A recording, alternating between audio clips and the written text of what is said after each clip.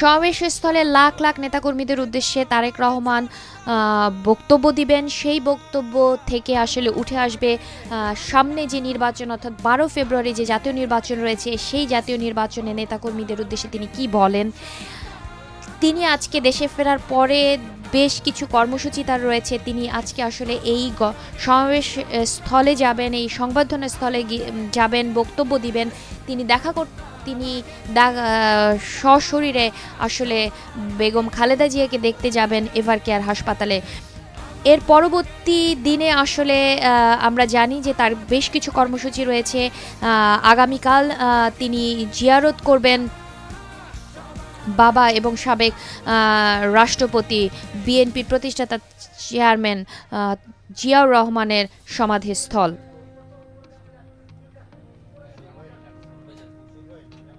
সমাধিস্থল কবর জিয়ারতের পরে তিনি ছুটে যাবেন আসলে স্মৃতিসৌধে। সেখানে 1971 সালের মুক্তিযুদ্ধে বীর শহীদদের প্রতি শ্রদ্ধা জানাতে তারেক রহমান শ্রদ্ধা জানাবেন জাতীয় স্মৃতিসৌধে। আগামীকালের এই কর্মসূচিগুলোর আগে আজকে আসলে সমাবেশ স্থলে, সংবর্ধনা স্থলে তার বক্তব্য প্রদান এবং পরে তার বেগম খালেদা জিয়াকে এভার কেয়ারে দেখতে যাওয়া পর্যন্তই আজকের কর্মসূচিগুলো সীমিত থাকছে। তিনি হয়তো ব্যক্তিগত পরিসরে, ব্যক্তিগতভাবে তার শীর্ষ নেতাদের সঙ্গে বসবেন। সেই সাংগঠনিক যে তৎপরতা, সাংগঠনিক যে কর্মকাণ্ড আমরা হয়তো আগামীকাল থেকে শুরু হতে দেখব। আমরা দেখতে পাচ্ছি রাস্তার দুপাশে যে মানুষ দাঁড়িয়ে রয়েছেন, তারা কেউ কেউ ঢোল তবলাও নিয়ে এসেছেন, ব্যান্ড পার্টি রয়েছে, তারাও তারেক রহমানকে শুভেচ্ছা জানাচ্ছেন। তারেক রহমান তাদের দিকে হাত নেড়ে শুভেচ্ছা জানাচ্ছেন এবং এই যে বিএনপির পতাকা, মানুষের উচ্ছ্বাস, সব কিছু নিয়েই এগিয়ে চলছে তারেক রহমানকে বহনকারী বাসটি। সেই বাসটির সামনে লেখা সবার আগে বাংলাদেশ, যেটি তারেক রহমানের নিজস্ব একটি স্লোগান।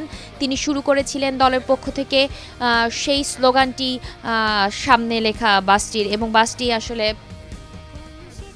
আমরা দেখেছি লাল এবং সবুজের একটি রং আসলে সে বাসটিতে। বুলেটপ্রুফ এই বাসটিতে শুধু তারেক রহমান নয়, তারেক রহমানের সঙ্গে রয়েছেন তার নেতাকর্মীরা এবং নেতাকর্মীদের সঙ্গে নিয়ে বাসটিতে করে আসলে এগিয়ে চলেছেন তারেক রহমান।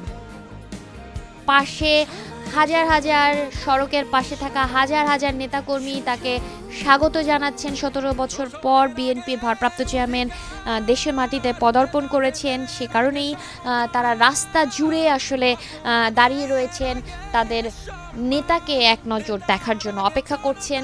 এবং সংবর্ধনা স্থলে আসলে লাখ লাখ নেতাকর্মী তার অপেক্ষায় রয়েছেন তার মুখ থেকে সশরীরে তার ভাষণ শোনার জন্য, এবং তিনি কি নির্দেশনা দেন তার অপেক্ষায় রয়েছেও কিন্তু তার দলের নেতাকর্মীরা। সর্বস্তরের নেতাকর্মীরা আসলে যোগ দিয়েছে, বিভিন্ন অঙ্গ সহযোগী সংগঠনের নেতাকর্মীরা যোগ দিয়েছে, সাংস্কৃতিক সামাজিক সংগঠনের নেতাকর্মীরাও যোগ দিয়েছেন আসলে এই সংবর্ধনা স্থলে।